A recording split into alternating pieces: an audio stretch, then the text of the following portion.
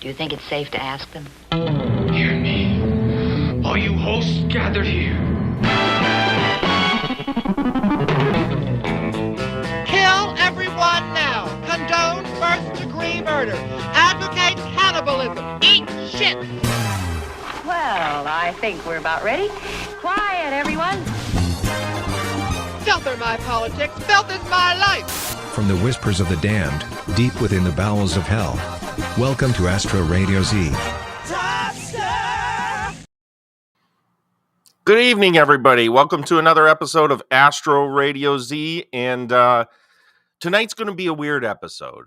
We're going to break this thing up into a couple different parts because I want to talk about some stuff before I get into the meat of the episode, which is the movie that I chose to talk about tonight, which is Greg Araki's Mysterious Skin. And just as a warner, because I feel this episode in particular needs kind of a little preamble before you all come into this. Usually on Astro Radio Z, we cover movies that are, while at times can be confrontational, usually are a little more lighthearted in tone and deal with really silly, stupid, exploitive stuff.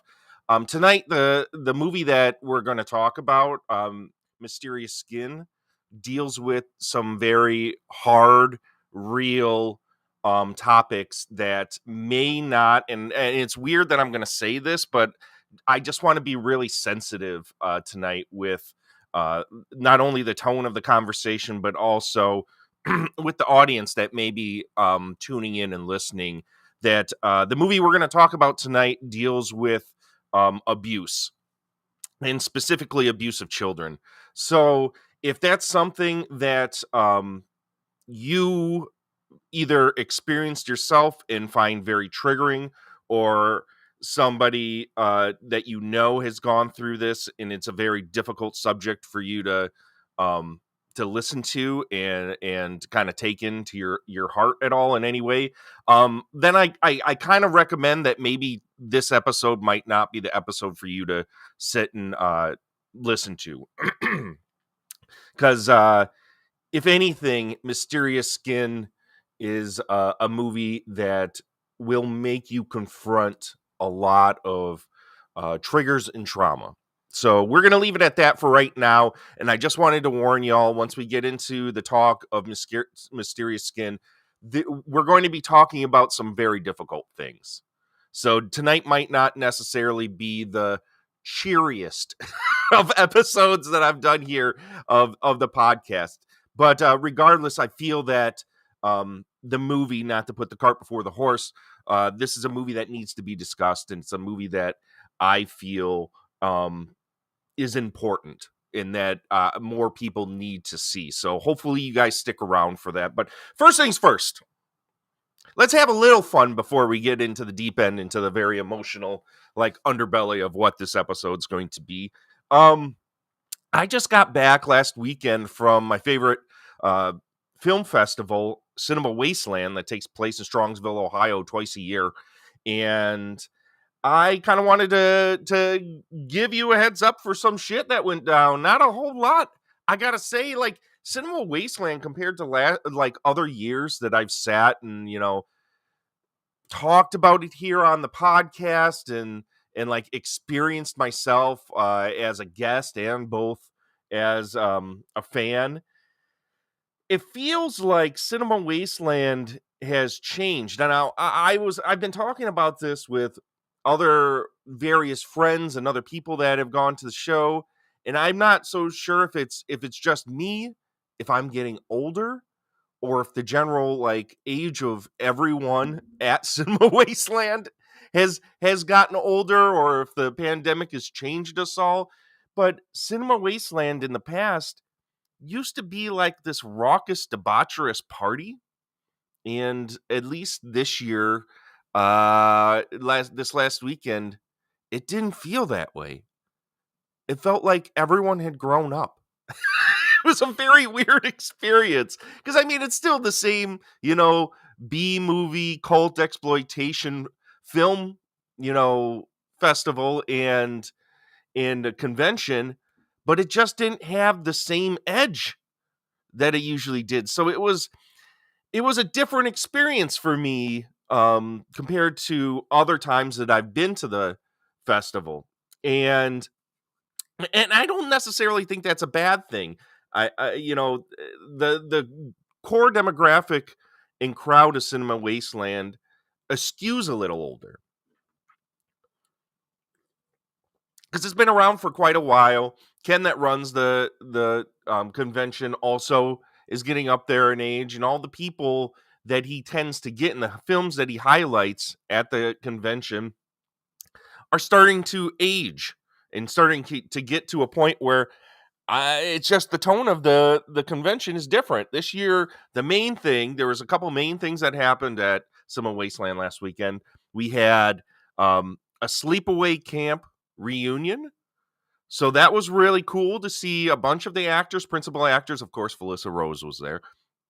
We had all of them there, so anybody that wanted to, go get pictures or signatures, they could do so, and it was nice. And Felissa Rose always had a freaking line around the corner, and she's a high spirits, just a bubbly, fun, welcoming individual. So that was lovely. Tom Savini was there, and I heard very mixed stories about Tom Savini that weekend. Some people were like, "Oh yeah, he was great," and other people were like, "Oh." But I've always kind of heard that about Tom Savini. But the other big thing that happened was that this was the Cinema Wasteland premiere of Troma's hashtag Shakespeare Shitstorm. And Lloyd was going to be introducing it. There wasn't really anybody else that was involved in the movie. One actress was there. But when that was a big deal for me. And I'd seen it in a weird way, like earlier last week, because it showed on Amazon Prime. There was like some weird snafu that happened. Like for some reason, listings for it went up on Amazon Prime, went down, then went back up, then went for free, then went down again. And I don't know exactly what the fuck the problem was. It was a very strange situation all around, but thankfully they showed it at Cinema Wasteland to a packed house. There wasn't a seat to be had, and the film absolutely slayed. If you're a fan of Troma, this is, I would say, just as good as any of the top tier Troma films that they've ever made. This is like, if this is going to be Lloyd's last movie, which, if by the looks of how he's doing, because he's up there, he's not a young chap anymore. I have a feeling this might be the last one we see coming from Lloyd. Maybe it's probably a good time. Why not go out completely on top? And this movie it's got fucking everything. It's rude. It's crass. It's in your face. It's hilarious. It's punchy. It's not like from when we came from the grand spectacle in the sprawling epic that was Return to Nukem High and Return to Nukem High. This was really nice to be a condensed, really like tight thing. And it had a lot of the aspects that Romeo and Juliet had. So it definitely harkened back to that movie. I mean, intentionally so.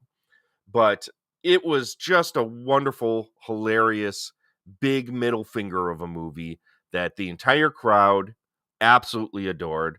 The weirdest thing was, though, it was one of those weird panels they had after, like a Q&A with Lloyd and a bunch of like entourage, which half of the entourage were like people that were promoting a movie that I think Lloyd had given a little money to, or at least picked up to distribute. That was screening later, that had nothing to do with Shakespeare's Shitstorm. So it was, and then we had like two cosplayers that were there. One is Tromy. I mean, Toxie's always played by some rando dude in a Toxie mask, and then somebody that was dressed up as like the blind girl from Shakespeare's Shitstorm. So it was this weird panel where some of the audience wanted to talk about the movie and talk to Lloyd. And I mean, admittedly enough, Ken from Cinema Wasteland was like, him and Art Edinger were the two hosts of this panel, and Ken just proceeded to talk about himself the entire time, which was really weird and off-putting. And then everybody else just shilled their own shit the entire time.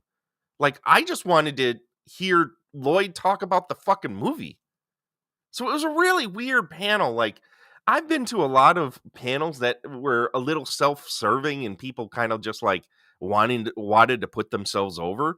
But this had to be one of the worst ones I ever saw, because Lloyd just like let them all steamroll him the entire time. I mean, the people were nice enough, but it was just like, dudes, I don't give a fuck. I want to hear about this movie I just watched. I don't care about the rest of this shit. So it was, that was a weird, strange experience. But anyways, there were a couple other screenings of note that I wanted to talk about. We watched, they had a couple of like 16 millimeter movies that they show. They inevitably at Cinema Wasteland always do this. Like, I've seen Night of the Living Dead on 16 there and Pink Flamingos on 16 there. But this year, the 16 millimeter movies were Witchmaker, which was just this wonderful 60s trashy satanic panic, witch in a bog bayou film. Fucking loved it. Absolute blast with that movie. And then Dr.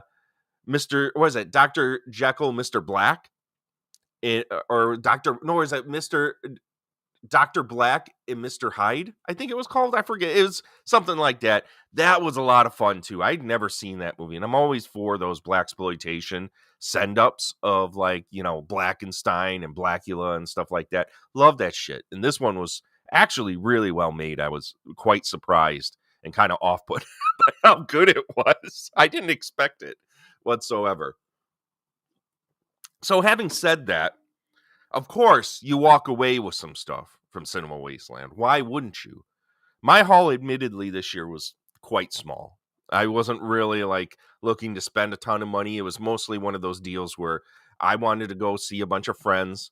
Seth from All the Gimmicks was there, and I had a lot of fun chatting with that dude and a lot of other guys and gals that I hadn't seen in a long time. So it was kind of like a family reunion type thing. But of course, I walked away with a few things. First and foremost, now I walked past good friend of the podcast and of our films, Tim Gross, from it was the Bloodbath and Boomsticks podcast. Now I think it's called Genrecore. I think you can find it on Stitcher. That's their new podcast with him and Kyle. But he inevitably always has a bunch of trashy films on his table that he's always selling along with his books, The Tales from the Gross Side. And in the past, he's sold some of my movies, so he's always been a real good chap. But I walked past his table and saw this. This, obviously, we're looking at a fucking bootleg here, folks. Cokehead, the Soda Slasher. You know me, I like fucking trash. Like dirt floor trash. Obviously, I have a podcast called Worst Movies Ever that unapologetically celebrates this kind of shit and vilifies it to a little bit. But look at this. Obviously, look at this. This is just nothing but a boot. When I went and picked this up, it was for like $5. I mean, $5, that's a drop in the bucket, right? Obviously, you're going to pick this gimmick up. Everyone looked at me like I was a fucking idiot, but I was just like, do you even fucking know me? Why wouldn't I pick this up? This sounds fucking hilarious. And we proceeded to look this up online, and good luck finding any information on this movie. There's none to be found. Absolutely none to be found. So it piqued my interest even more. And I just watched it last night, and let me tell you, it's a piece of shit. Big fucking surprise. Big surprise there. Anyways, also picked up this wonderful VHS. My bud Eric that I went with got this for me as a gift called Pumpkin Man Lives. And what this is, and I didn't know what this was exactly. We watch a trailer. Look at this beautiful VHS. It's just wonderful. Look at that pink and green. It's just wonderful. What this essentially is like a fan sequel to a David the Rock Nelson film series called Pumpkin Man. And if you don't know who Dave the Rock Nelson is, he's like kind of like a Chicago-based regional celebrity that used to like show silly like backyard VHS shot on video like horror movies that were essentially just him and his partner dressed up in fucking like dime store spirit Halloween masks and just hamming it up. He was a big fan of like old Hammer and Universal films. And he made a series of movies where he goes around and just beats up various monsters because he was, I guess, at some point he was like an amateur boxer. So Pumpkinhead, or Pumpkin Man, I should say, Pumpkin Man Lives is a 20-minute short that picks up like it's supposed to be a direct sequel to those movies. And all this essentially is a bunch of people resurrect this Pumpkin Man character. And Dave the Rock Nelson sits and punches him in his backyard with boxing gloves. That's the entire fucking thing. I watch some real stupid shit, guys. Like unapologetically stupid shit. But this was charming. There were actual kids in this movie. This wasn't like anything that was super heavy. And for Halloween, starting off Halloween, it treated me just right. So Cinema Wasteland in a nutshell was a little more subdued than I'm used to. It definitely feels to me like a changing of the guard has happened. Like people are either winding down the age of, the attendees, and everyone has just kind of skewed up now. We're all older. We're slowing down. Nobody's getting fucking crazy. Except for Nate Rumler. Of course, he's out there holding down the fort for all of us. And I salute you, Nate Rumler. Always. Love you, my man. But that was it. I had a wonderful weekend. My boys and I, we went to Wasteland and then tooled around Chicago for a day. I got to go see, Graveface that in Chicago, which is basically like the TerrorVision store. That was wonderful to see. Their stuff is so fucking good. And I went to a few other record stores and picked up a couple, bucket list records that I've been looking for. So that was basically my experience of the last weekend. Thanks for listening. I know that might not have been very exciting to listen to, but I don't give a shit. This is my fucking podcast. I'll talk about whatever the fuck I want on this thing. And having said that, we're going to move on to a conversation that isn't necessarily as chipper. And I don't, I'm laughing not because anything I'm about to talk about is goofy, but because I don't really know how to segue into this. We're going to be talking about Greg Araki's Mysterious Skin, which is a DVD that I've had, I bought many, many years ago. And I've been a fan of Greg Araki since I was a teenager. This movie in particular, The Doom Generation, this tape I've had since I was probably like 17 years old. And it's always been a movie that has both bewildered me and also like completely transfixed me in so many ways. Greg Araki just has a style of filmmaking, and his aesthetic and the way that he paints queer people in his films just feels like true and frank and real. And I've always kind of connected to his stuff. And this movie is just a fucking thunderbolt to the face. And I've always loved it.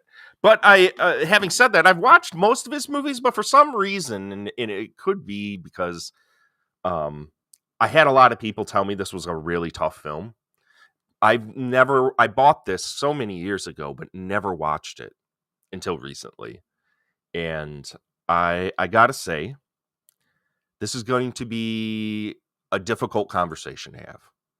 But we're going to have it because Mysterious Skin, unlike a lot of things that we sit and talk about here on Astro Radio Z, I feel is an absolutely important and essential film and piece of art that I don't think a lot of people sit and give its due and talk about enough. Maybe because it's its subject matter is so hard, and not many people would be able to stomach what's inside of this movie.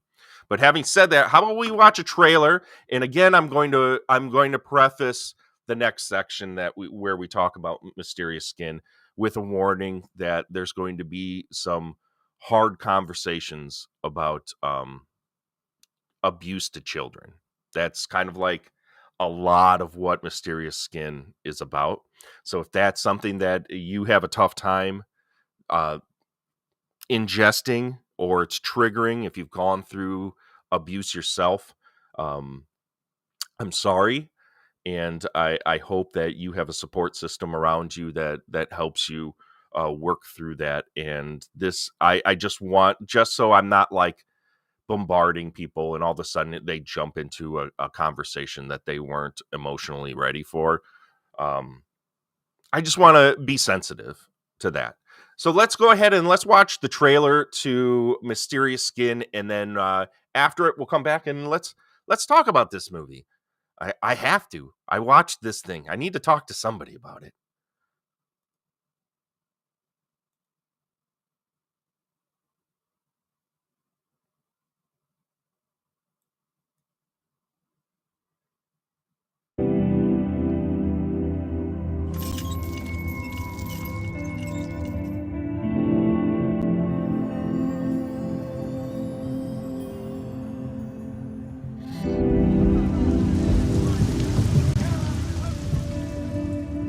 Summer I was 8 years old.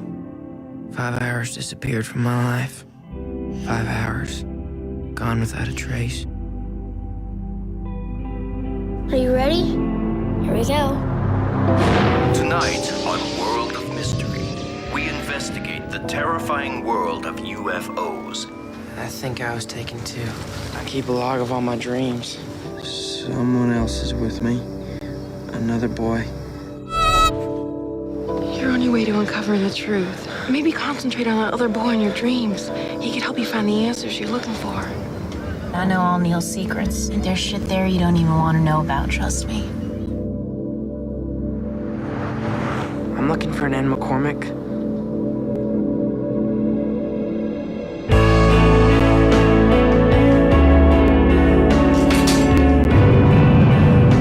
I was bleeding! I kept passing out! I went my fucking bed and you never asked why! I'm so fucking sick of this stinking little butt crack of a town! Go, go, go!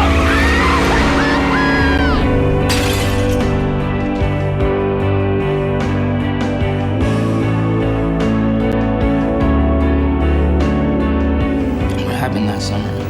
It's a huge part of me.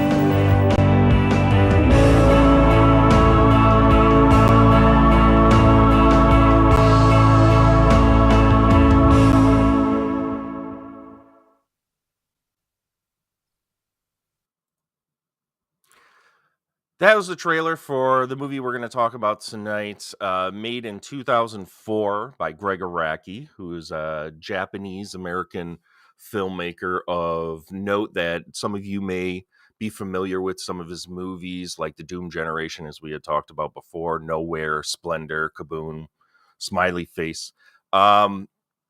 This movie, comparatively to a lot of other stuff, it was his first foray into, I don't want to say like direct for hire, because that's not really accurate. It was the first time that he made a movie based on somebody else's script. This originally was a book written by Scott Heim, and Mysterious Skin is the story of two boys, as you saw in the trailer.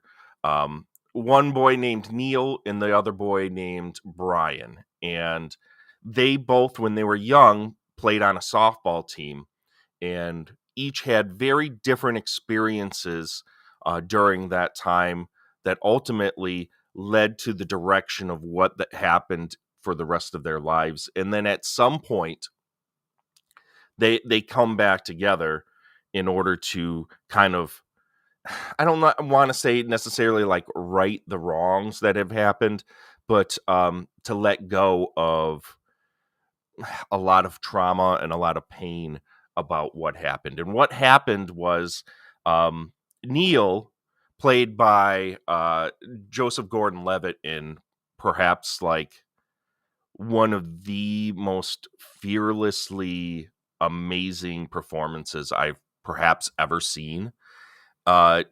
Plays it goes through various stages in life. The film starts where the boys are 8 years old, and then fast forwards to Joseph Gordon-Levitt when he's 15, and then a few years later. And it deals with Neil, who played by Levitt, that, as I said, who is a gay male that is sexually abused by his softball coach and groomed in a way that he ends up believing that the coach loves him.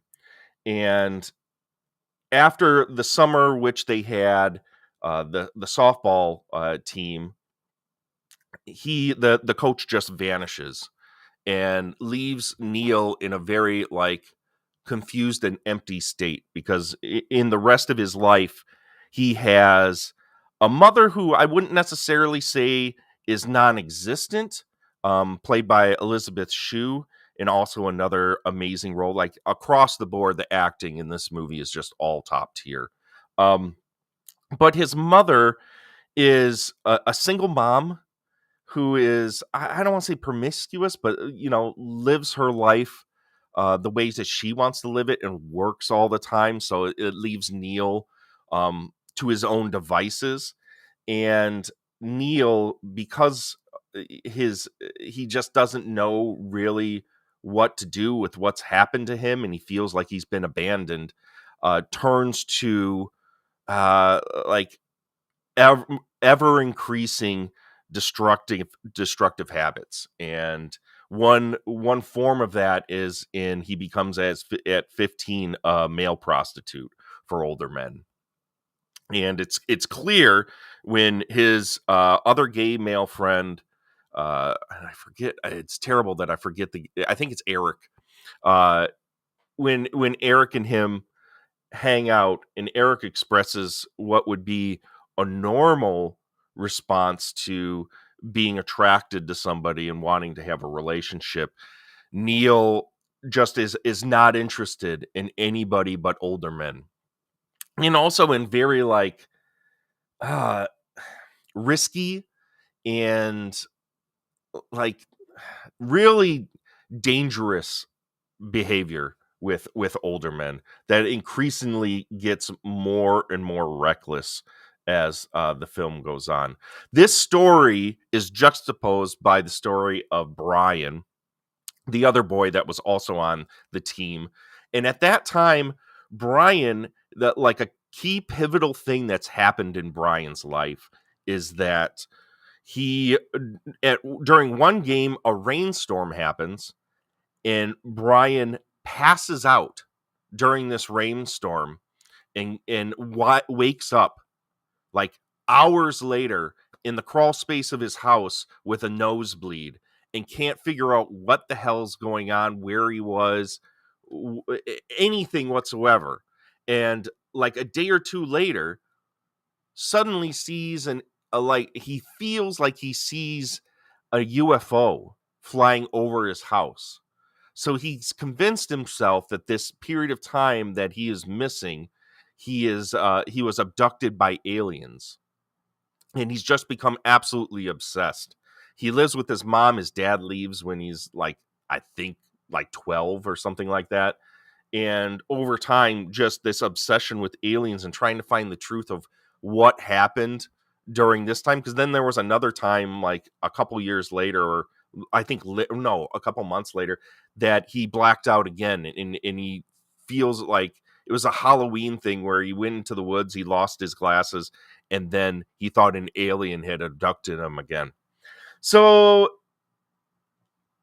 there's this juxtaposing story between one person who is Neil that knows everything that's happened to him, but feels abandoned in his kind of romanticized an abuser, and another person who has taken what potentially could be, and spoilers, everyone that hasn't seen this movie, I'll try and like talk about this in a way that's not going to spoil everything, but I think at some point I'm gonna have to spoil some stuff about this movie. I really recommend, if you haven't seen this movie, to please go do so. The colder you go into this thing, I think the better, but I don't believe in any way, shape, or form no amount of like warning about this movie is going to like temper or like kind of lessen the impact of what happens in it, because it's just a very insanely affecting movie. But anyways, Brian, the juxtaposing story is Brian has obviously something bad has happened to him, and he's instead decided to go into a fantasy world and explore that eventually, little by little, as the movie goes along, memories start seeping back into his consciousness, and maybe the fantasy world that he had built wasn't true all along. So Mysterious Skin, it has kind of a lot of the darkness that like a Todd Solondz movie has, but none of the like really like snide humor about it. Greg Araki's aesthetic is very much rooted in like his music is always very shoegazy. The entire soundtrack of this movie is mostly slow dive, which obviously I'm an insanely huge slow dive fan, and it like right from the get-go we get slow dive music, and I just like it immediately puts me into a mood where it's like, okay, I like where we're at. But Greg Araki's style is very visually dynamic. A lot of like great music, always played all the time. He's always very frank and matter of fact about the sexuality in his movies, and he portrays the sexuality in his movies in a very like real way, and it's not overtly like sensationalized. At least in this movie, I think in the Doom Generation, it was a little more stylized and a little more kind of like it's supposed to kind of be sexy. And in this movie, there's nothing sexy about anything that happens to any of the participants and actors in this movie. But having said that, even though this is a really dark and gritty drama, it still has this real dream air about it that is similar to other films that Greg Araki has done. So if you've seen Nowhere and kind of how like surreal that movie is, there's a lot of those flourishes here and there throughout Mysterious Skin. But let's not like pull any punches. This is straight up a drama. And want to welcome in Silhouetted Animator. Apologize for being late. You were at your friend's place? Well, thanks for stopping by, man. I hope you were having a good time. I welcome you on in. Welcome on in. So if any of you that are in the chat or that are watching right now have seen Mysterious Skin and want to chime on in, let's have a conversation about it. Because going into the film, I had a preconceived notion as to what a Greg Araki movie was. And coming out of the movie, wow. You've seen the film. Let me know what you think about it. Well, let me know what you think about it. I don't want to make this conversation about me, but I do want to kind of talk about the way that it affected me. Because I think the main point of this movie, and I think it's an important movie for people to watch, especially those of us that have experienced trauma in the past. It addresses a lot of how people that have experienced really awful things, abuse, and in this movie, it directly like is speaking towards child sexual abuse. But I think in general, and I took away a lot from this, is that it's a movie about how people cope with trauma and how things when you're young, how those awful things that happen, like abuse and other things that happen, don't just get swept under the rug and they become lifelong problems. And the film is absolutely about coming to terms with how things when you were young have shaped your decisions, your how you see relationships, both romantic and platonic, um, how it informs a lot of like defense mechanisms and really changes everything about your personality. It's an insanely like it was, oh my god, it ripped my absolute fucking heart on my chest by the end of this movie. Silhouette Animator says, I've seen this film, such a harrowing experience, but a solid film.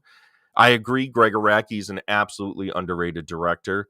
It is a very important film. It's confronting with subject matter that most directors wouldn't get near without exploding it for shock, and I think that is a huge point to put across. Is that while this movie is very, I don't want to say in your face, it's very frank and real about male sexuality in a way that I don't think a lot of films that are similar to this would be.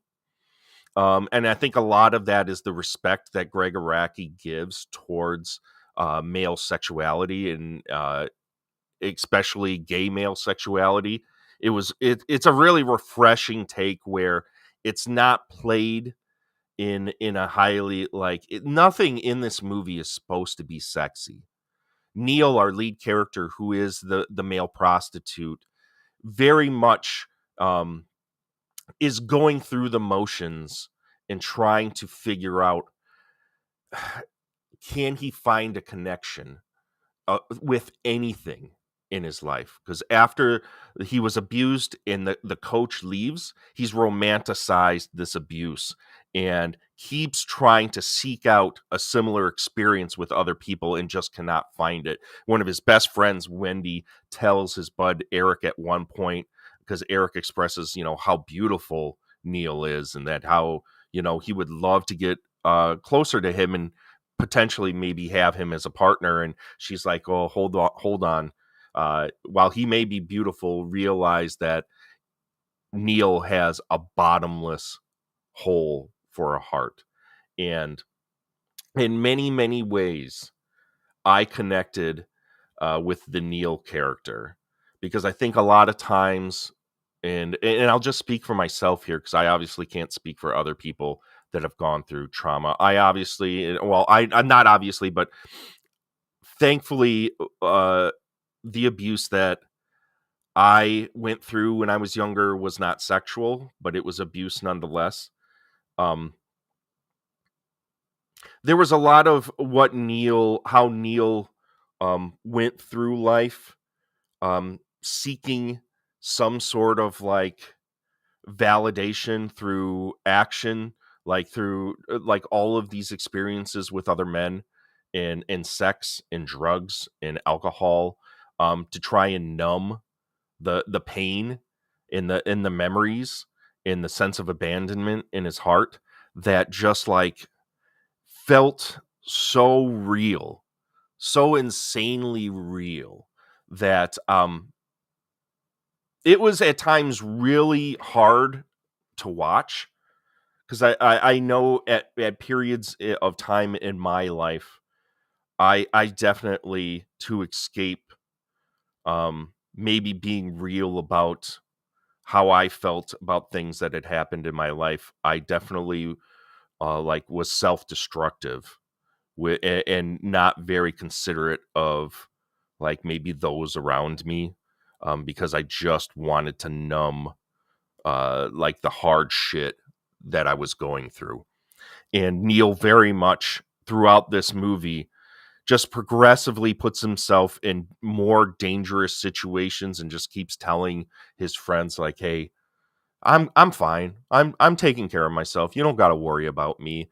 And we all know through watching this that Neil very much is on the precipice of something really bad happening to him. because he's just at one point early in the film, he becomes a 15-year-old prostitute, and then when he turns 19, goes to New York City, and that's where things escalate because he just puts himself into situations where he could not only just get raped but get killed very easily. And it isn't until he gets to one John, who's played by Billy Drago, and God, I love him in movies, who plays a man that hires him for his services, but is riddled with AIDS and has a lot of like sores over his body. Doesn't want to have sex with Neil, just wants to have a back rub because he wants to feel some sort of connection with somebody, because this was like still like the AIDS epidemic was still a very big thing at the time of this movie and when the book was written. So this experience like completely changes Neil's perspective on what he's doing and what like real intimacy is. And from that point, he starts deciding better things for his life. And it like takes a real job in like a sandwich shop. But of course, that's just cycles continually come back and forth, and bad things are just around the bend for Neil there. And Silhouetted Animator, you're talking about, there's a scene very soon after that where we have a violent, brutal rape scene that happens that sends Neil right back to that place, the place where he was abused, and makes him reevaluate what had actually happened in his life, because up until that point, and there was, it was a very like apparent thing that he had romanticized older men and maybe like objectified them because of his abuser, and he felt that his abuser did what he did out of love as opposed to exploitation and immediate sexual gratification. And this violent rape like completely like recontextualizes everything for him, which brings us to the other story, which is about the boy that is going through these blackout periods and attributing them to alien abductions. And he's trying to like piece together, like he sees a boy in his dreams, and he knows that he's got a connection with somebody else that could potentially give him the answers that he needs, because his family's not telling him anything that happened. And because I don't really even know if they knew what had happened. They just know something bad happened and it can't be explained. And he just gets deeper and deeper into this mystery. So it's like we have this really harrowing part of the movie with Neil, and it's a very confrontational part. And I think a lot of people, especially those people are kind of squicked out by queer cinema, are going to have a real hard time watching the Neil parts, because it's very like frank, and it's to me it's like one of the most honest portrayals of like male sexuality that I've seen in a film. It showcased, it just runs the gamut from like romantic male sexuality to like very raw, aggressive male sexuality, and it's all in there. So I some people may have a hard time with that, but it's just like it's something that's rarely ever shown in films. Like I think a lot of times we just have this idea, and it's tempered down, like raw male sexuality, especially with other men, are just never really like, it's never laid bare in the way that it's laid bare in Mysterious Skin. And I felt it was so like I hate to say comforting, but it just felt real. It felt like, man, you get it. Like we're not like trying to like romanticize a single thing about what it is, and it is sobering. Silhouetted animator, and I think most of everything in Mysterious Skin is very sobering. You're saying the alien aspect is brilliant choice, but if you've read about alien abduction stories, it comes from a place of reality and it's never aliens. And I think that's kind of the point of what they're going for here, is that the alien abduction story for Brian is an escape, is like a trauma response, right? And at this point, I'm going to put the spoilers up for people. We've talked through a lot that's happened in this movie so far, but I'm going to put the spoilers up. If you have not seen this movie, you probably don't want to hear the rest of the conversation that's about to be had, because it is going to be a little spoilery. But obviously, at some point, there's a convergence of the two stories, right? And Neil and Brian are introduced to each other, and they both realize at that point that they were involved in something that drastically changed their lives.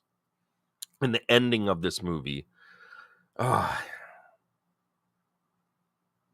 there's a real rarity, I think, in cinema where, at least for me, where I have a film say something that's not directly like about me, because the experience was different that these people had gone through, but spoke to me and saw me in such like a raw and clear way that by the end of this movie, when the credits hit, I was sobbing.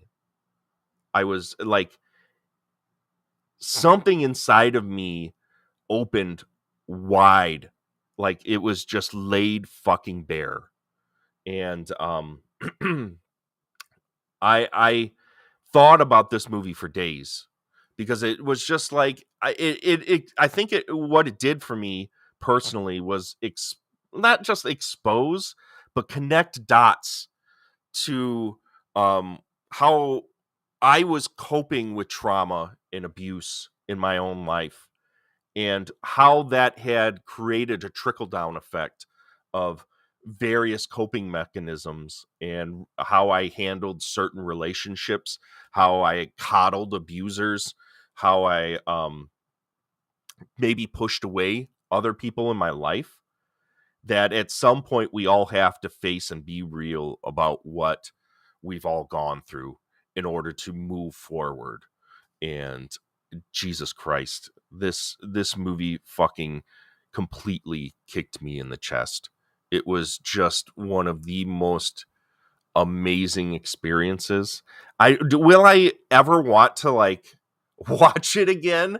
I have a feeling I might, because it just was like, it affected me that much. But in no way is anything that's like, they go deep into the abuse. It's inferred more than it's shown, because there are actual child actors involved with these scenes. And thankfully, upon reading about the production of this movie, like extreme care was taken towards the child actors that are in these scenes where like very graphic sexual abuse happens. That the children were all filmed separately from everybody else, and they were only given their lines. Their parents knew about the entire script, saw everything, and agreed with the way that the film was filmed. So it was like a very like meticulous care was given towards these actors, and without the kids in this movie, boy, it would have been such a different impact, because there's such one of the big things you walk away from, and maybe this is what also kind of like hit me in the chest, is that because the children are so innocent in this movie, that when the things happen to them, that like loss of innocence is palpable.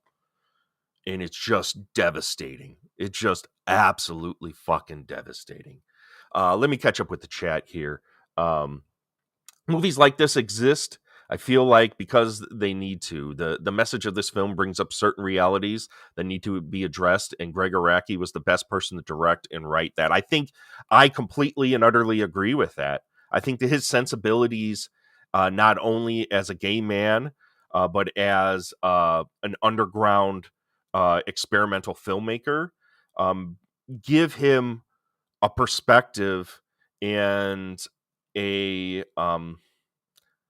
like the way that he came at this was not from a commercial standpoint. Like, obviously he got very well-known actors to be in this. Elizabeth Shue is in this film, and while Gordon Levitt is in this movie, at the time he wasn't in a lot of huge things. Joseph Gordon-Levitt was just starting to come up, right?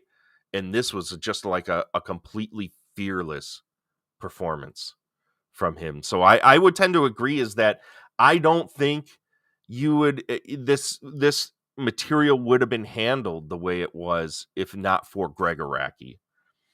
And I'm just like so thankful for the care that was not only given towards like the sexuality in this movie. As I had said before, none of it is like glorified. None of it is romanticized. It's all very real and stark. And while some of it may be tender and come from a good place, a lot of it is just shows sex for what sex is. And there's like not a lot of art in film that go there, you know? So there's that, but then also like his penchant for making dreamy movies. I think that the choice to have a lot of shoegaze music in this movie, shoegaze inherently kind of has like this melancholy feel that inherently brings up feelings of like growing up. It's the kind of like romantic, like, boy, isn't sadness just comforting, like a blanket. You know, that's something about shoegaze that I have to admit that sometimes we all like feeling sad, and it's such a weird experience, but it it makes a lot of like this stuff that's going on have this very like easy, dreamy feel to it. And he also, like, in ways like John Waters does, there's campiness to this movie that also like detaches this just slightly from reality. This is very much grounded. Like, this is a very grounded movie, but there are certain performances in this movie that are kind of camp and kind of comes out of nowhere. If you're familiar with his other movies, it shouldn't like surprise you in any way. If you've seen Nowhere, oh my god, so much camp, so much oddball shit all over the place. And Doom Generation kind of has some of that, but this movie is like watching a drama, but also kind of having like some silliness like that is underlying some of the performances in there. It's just it creates this world that like taking reality and just kind of like distancing it just enough to make it a little more palatable, that just absolutely needed to happen with the subject matter of this movie. Silhouetted says you need to watch more of his other works. I know Doom Generation really came. The new Blu-ray that came out is actually a director's cut. It's like a whole new version. I haven't even seen it yet. The only version I've ever seen is this VHS tape that I've had since I was freaking like 17 years old. Look at this thing. Just beautiful. Oh man, I've watched this movie so many fucking times. This movie informed so much. This is such a, like, going back to this movie is like, this is like, to me, the quintessential 90s movie. the Doom generation. Like, if you want a movie that absolutely you can pin, like, what was the 90s about and what was it like? To me, it's the Doom generation, like, in every way. Yeah, the Blu-ray, from what I understand, is a new director's cut, which I think they did like some screenings at like the Alamo Draft House and maybe out in LA, but not very many, and then it got picked up and put out there. So I'm very much looking forward to it. But to get back to Mysterious Skin before we completely wrap up the conversation on it, I agree with you that there's a lot of nuance to this film. And if you're going to take away anything from it, I mean, obviously you're going to be extremely affected by the abuse sequences because there are children involved. And of course, you're going to be affected by this the scenes of like aggressive sexuality that are in this movie. But what I walk away from, and why I feel this is a movie that perhaps everyone needs to go out and see, is that it specifically speaks towards coping with trauma. And I think in society as a whole, we sweep mental health under the rug a little too much. And a lot of like, and I don't mean to go on a soapbox, because I'm definitely not a mental health professional. I'm definitely not someone to take like advice from, because I deal with my own mental health issues like all the fucking time. But I do feel like we tend to like quickly go towards medication rather than trying to talk things out. And thankfully, I think that the idea of therapy is becoming a much like better seen thing and for people to do. Because I know back in the day, like me growing up and when I was going through a lot of shit, boy, like going to a shrink, which that's not even really like a good thing. That's not really, that's what people used to call therapists. But going to a therapist was seen as weak as a man. And that's so unhealthy. Like the way that as men, we are brought up to act and deal with hard emotions and trauma, it just needs to change. And by the end of this movie, the walkaway message is that we need each other in order to get through all of the shit that we all go through. And I think that's a really insanely powerful and important message. So Mysterious Skin, for me, 5 out of 5. Absolutely like an essential film. Not going to be easy. It's going to be tough. If you're thinking you're walking into this and it's just going to be like happiness, this is a completely different breed of like dark. Like, I don't want to say Mysterious Skin is satire in any way, because I don't believe that's like its intent in any way. There are scenes that obviously have a satirical like bent to them, like a lot of the alien abduction stuff is kind of played for laughs and kind of silly. But unlike Todd Solondz, this isn't just here to shock you.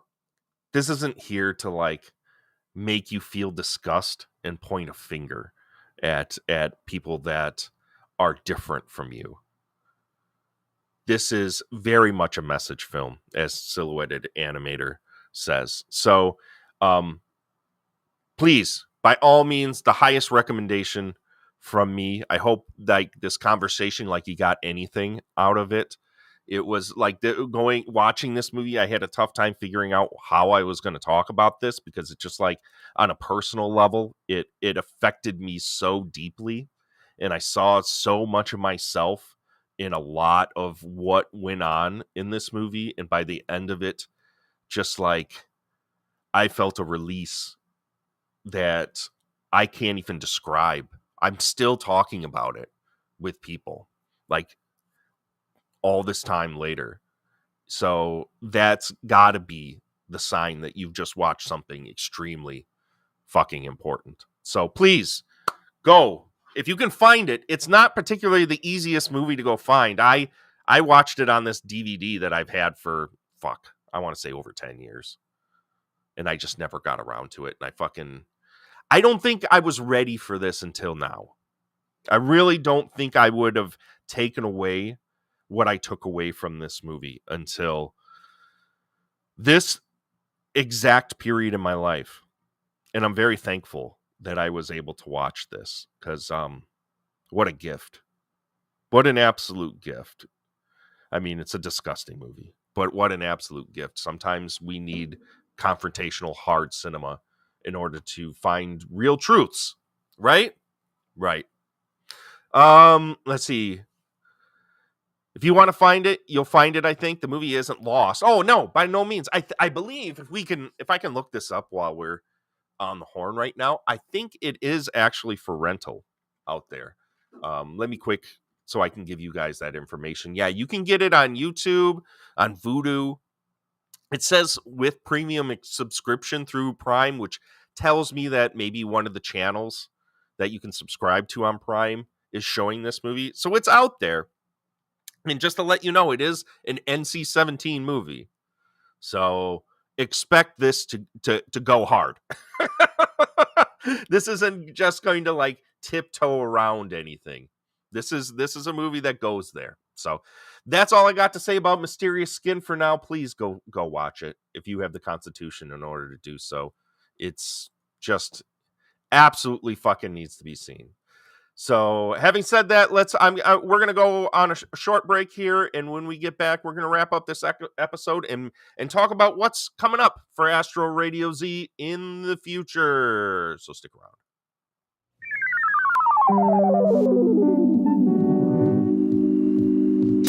This is Astro Radio Z and we love talking about movies with you.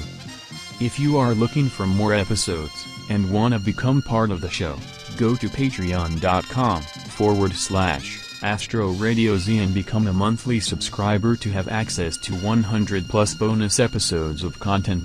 Jump in. Make Astro Radio Z yours and become a Patreon subscriber at patreon.com/Astro Radio Z.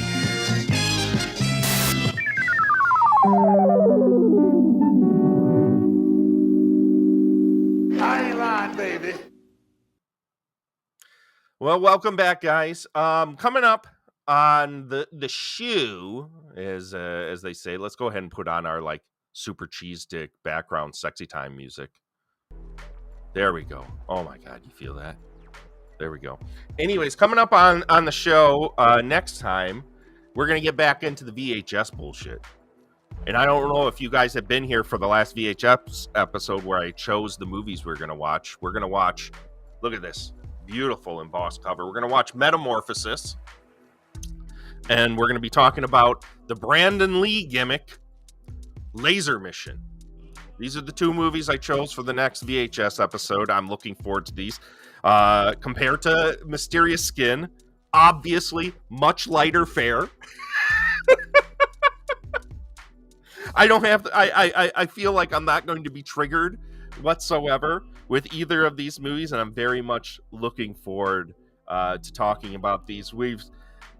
Next week I'm going to, as we had discussed last episode, I'm going to be going to VoidCon, and I'll obviously the next episode we come back, I'll talk to you guys about VoidCon. I'm hoping to maybe film some stuff that I can show on the next episode and bring you in to what goes down, the hijinks that all happen. I'm looking forward to meeting Scooter McRae. I'm looking forward to meeting all the people that are attending, and mostly, holy shit, the man, the myth, the legend, Daniel Edenfield of the Bottom Rack. Holy shit, that boy's got a fucking show. Like we're showing Hole in the Wall. That's like the end of the whole fest. Is you got to watch our shit ass movie Hole in the Wall. And I got to do like a Q&A or whatever fucking gimmick. I feel sorry for all the people that got to sit through that movie. But they wanted to watch it, so fuck them. That's what you get, right? So hopefully I'll film some stuff for you guys, and we'll watch some of that on the next episode of Astro Radio Z if I get anything that's worth a pinch of shit. So I wanted to round this episode out. I wanted to kind of like talk about some other shit that I've been watching lately, because I don't get an opportunity very often to sit and watch a lot of stuff anymore other than shit for the podcast. Like my buddy, Dr. AC, every like Halloween, we're right in the middle of fucking 31 Days of Horror right now. So obviously I'm watching, horror gimmicks every single day. But my bud AC had me come on his podcast, which is a YouTube podcast, which I don't think the episode's out yet, but it's going to be coming out. And we talked about The Sadness. Have you guys ever watched that gimmick? Oh, fuck, what a phenomenal movie The Sadness is. I've seen it multiple times now, and it just, goddamn, such a good fucking movie. I absolutely love The Sadness. Just, man, I there's not a lot of people that are into that movie, because I think they feel like it's just kind of like gratuitousness for gratuitousness. But man, does that movie kick me in the fucking nuts.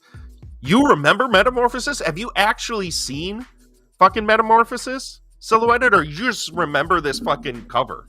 Because man, I'll tell you, man, this cover, like, let's see, look at that embossed cover, just beautiful. I want to say, see, there's the button, but the batteries are fucking dead, so it doesn't work. I need to put batteries into this gimmick. Can I even do that without ruining this? I don't think I can. I bet you it's like those lithium batteries in there. It's very familiar. There's so many VHS out there, right, that you remember just by the cover if you grew up at that time. There's so much of that shit. Like my friend Adam Krause in our group like watched Berserker, and man, I remember that fucking cover like it was yesterday. So yeah, The Sadness, inspired by Crossed. That's why I watched it to begin with, because I read the Crossed series when it came out. Big Garth Ennis fan here, all the way back to Preacher. I read through all of that shit, and boy, and I gotta ask you, did you think at any point you would ever see an adaptation of Crossed? I mean, obviously, this is not an official adaptation, but I mean, the director freely admits that this is like direct and clear inspiration was The Sadness. So yeah, The Boys, Preacher. Oh yeah, I've watched a few episodes of The Boys. I still have to dig in a little bit more into The Boys. I liked what I saw, but I haven't watched, like the entire thing yet. Homebrew shot on video films with friends, a lot of fun to watch, like the Polonia Brothers stuff and Todd Cheats. Yeah, dude, not to get down a rabbit hole about Polonia Brothers, but I've watched so much Polonia Brothers shit. Like, obviously, it's only one of the Polonias now, right? Mark Polonia is the only, because I believe his brother died many years ago. And his son kind of helps out now, because I think his son made that Zillafoot movie. But fucking Mark Polonia, thanks to Sterling Entertainment and like Wild Eye and a bunch of other fucking distributors, churns out like 3 or 4 fucking movies a year. Like, can you believe how many movies this dude is cranking out? And they're all like, you never know, is this going to be dog shit? Is this going to be fun? Because some of them are insanely fun. You watched their earlier films so much. Dude, I'm with you. Polonia Brother films are like comfort food, right? Because they're very unoffensive. They're always super goofy. And they're just mostly like silly monster movies. So for me, that's like easy, like low-hanging fruit, like a Saturday morning fare. You know what I mean? Where you don't have to, you just turn your brain off and it's there and it does its thing and then it gets out. I mean, admittedly, some of them are just fucking terrible, man. Like his Dune movie, woo. His Planet of the Apes movies, woo. Jesus Christ, that shit is just fucking awful. Yeah, the scenery, well, obviously, I think, doesn't he live in Pennsylvania? So it's all like he makes movies that are like all these shark movies that obviously are taking place on like a local lake. Like, what the fuck? Not even trying. Oh, so it's fucking terrible. So I'll run through some of the movies that I've watched so far with fucking 31 Days of Horror. As I had kind of talked about before, the first day I watched fucking Pumpkin Man Lives, the tape that I got at Cinema Wasteland. And then the second day I watched Sadness. And then the third day, and maybe Silhouetted Animator, you might know what this is. But back in the day of Astro Radio Z, like before I officially took over, I used to co-host this with my bud Corey, who started this podcast. And we had director Todd Jason Cook on this. And we talked, at that time he was trotting out his movie Zombified, which is like a sort of remake of Hard Rock Zombies, or Heavy Metal Zombies, I believe it was called. I forget what it was. Heavy Metal Zombies, I believe, or Death Metal Zombies. I forget, man. I'm terrible at this point. I'm getting old. Forgive me. But anyways, he made a movie called Evil Night, which was your basic bitch kind of like, you know, clown mask killer type flick that everyone like fucking Brad Sykes did with like Camp Blood and shit. Well, I found, and I'm not talking about the Chris Seaver remake. I'm talking about they made an actual sequel to this movie probably like 4 years ago called Another Evil Night. And a friend of mine tossed it up on his Plex, and I was like, oh, they made another one of these? Forget that it ever happened. Don't watch it. It's fucking dog shit. It's absolute fucking dog shit. And then I watched like today's movie, and we're only fucking, you know, a few days into this. I fucking watched Cokehead, the soda slasher, which is a total piece of shit. Oh, I forgot. I also watched this movie called All Eyes. You guys familiar with this gimmick? It's a movie about like this podcaster who does like a paranormal and cryptozoology podcast, and then he gets kind of railroaded off when one of the people that he interviews actually like kills somebody on air. So he finds a submission to try and get back his podcast. He's gonna go do this story that nobody can deny, and he goes out to this place in Oklahoma where this guy claims he has a monster in his woods, and then it turns into this like this weird fucking gimmick. It's like, I want to recommend it to you guys because I think it's a good looking movie, and like for the first half of it, it's really clever and really well acted, and it looks really nice. But then it turns into like, I don't want to ruin it, but it's just like, it turns into something that I didn't expect it to be, and it didn't like really sell itself as. So it was a little disappointing. It was one of those movies where I liked it until I didn't like it. So I give it a mild recommend if you guys want to check out All Eyes. It's not awful. It's not awful. It just, for me, it just kind of like really disappointed me after a while. The Oklahoma guys look so much like Peter Cullen, the voice of Optimus Prime. Oh yeah, absolutely, right? In the All Eyes film, yeah. Check it out, man. Let me know what you think about it if you decide to give it a shot. Silhouetted Animator. I didn't feel it was awful by any means. So today, to wrap this up, today I finally finished up Ahsoka. And you know, every once in a while, we're going to talk about normie shit here on Astro Radio Z. And I love Star Wars. I'm a fucking geek. I watch Star Wars. Sue me. So I watched this Ahsoka gimmick. And another one of these things where like this series had perhaps maybe like the best lightsaber and sword battles of any Star Wars thing to me. Like the filming and the choreography, it was all clear. It all just reminded me of like good kung fu movies. But the story was just so like, there really wasn't much there. It like really fucking meandered around until the very end. It felt like filler. Like I never watched Star Wars Rebels, so I had I like kind of knew some of the characters. It just like starts like you already had watched the entire series.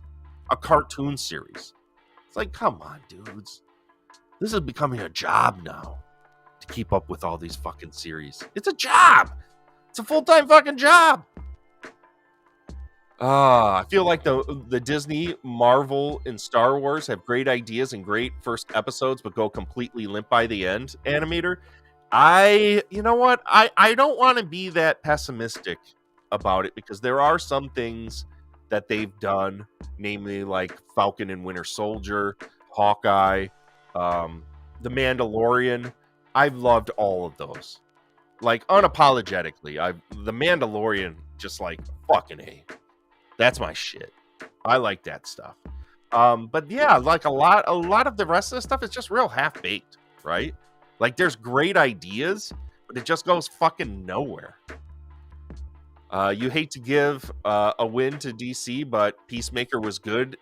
Oh, dude, I loved fucking Peacemaker. I thought John Cena was great. A lot of fucking cock rock throughout that entire thing. It was fun. It was gross. Man, I wish there would be more Peacemaker. I want more Peacemaker. It's the only DC thing I give a shit about. Like everything else that I've tried watching from DC lately has been just dirt floor trash. Like I started that Blue Beetle gimmick. I don't even know if I can stomach it. So anyways, yeah. I mean, if you're into like Star Wars stuff and you're mildly interested in Ahsoka, you got Hayden Christensen plays Anakin Skywalker as a ghost in it. So you got that shit. But it's okay. It's okay. You have complete faith in James Gunn turning DC around. He's the perfect person to be in charge of that mess. Man, I want to agree with you, because I really like most of his stuff. But man, that Suicide Squad movie he made was real doo-doo. Like, I didn't like that thing at all. I know a lot of people did. I did not like that thing. There was just something about it that just felt so fucking pointless. Like, I liked pieces of it, like the weasel and that shark guy, but the rest of it was just kind of like, why am I watching this? Ugh. Yeah, the one from 2021. I loved Guardians 3, though. So, hey, cross your fingers. I think I'm getting to that point where I'm a little burnt out on all the comic book stuff, to be real. That's kind of where I'm at. We all have our opinions. Yeah, it's true. I know a lot of cats that actually like that a lot. I'm just not one of them. But I'm also way more of a Marvel mark than I am DC. So that's where we're at. But that's it for this episode of Astro Radio Z. Guys, thanks for hanging out with me tonight. I know this episode and the topic that we kind of covered tonight wasn't necessarily the most fun thing, but I every once in a while on this show, I want to highlight movies that I'm really into that I think you guys need to fucking watch. And Mysterious Skin is just one of those movies that I never hear anyone talking about. I think it's really hard for people to want to like discuss some of the stuff that's in there. I mean, who wants to really, how can you have fun discussions about like child abuse? That's such a like, oof. And it's a movie you absolutely feel. So it's just like, it's a tough thing for people. But anyways, coming up on the next podcast, obviously we're going to be talking about Metamorphosis and Laser Mission. We'll get back to silly shit. Here on Astro Radio Z. Until then, I hope you guys, take care of yourselves. And if you want to hear more shit from me, obviously, here's the portion of the show where I shamelessly shill the fuck out of you. Please go over. I got a Patreon for $3 measly a month. You can get my other fucking podcast, Worst Movies Ever, where I sit and talk about nothing but the shittiest of movies. The shittiest of movies. I think the next movie they have me watching is some Tom Arnold gimmick called One Interrogation. It's like some Tubi ass movie. You know what those are like. So I got that coming up for me next, and I keep things reasonable on that goddamn Patreon. So if you're interested, go hang out, join us. But until then, please take care of yourselves and each other. And I shall see you very, very soon. Adios.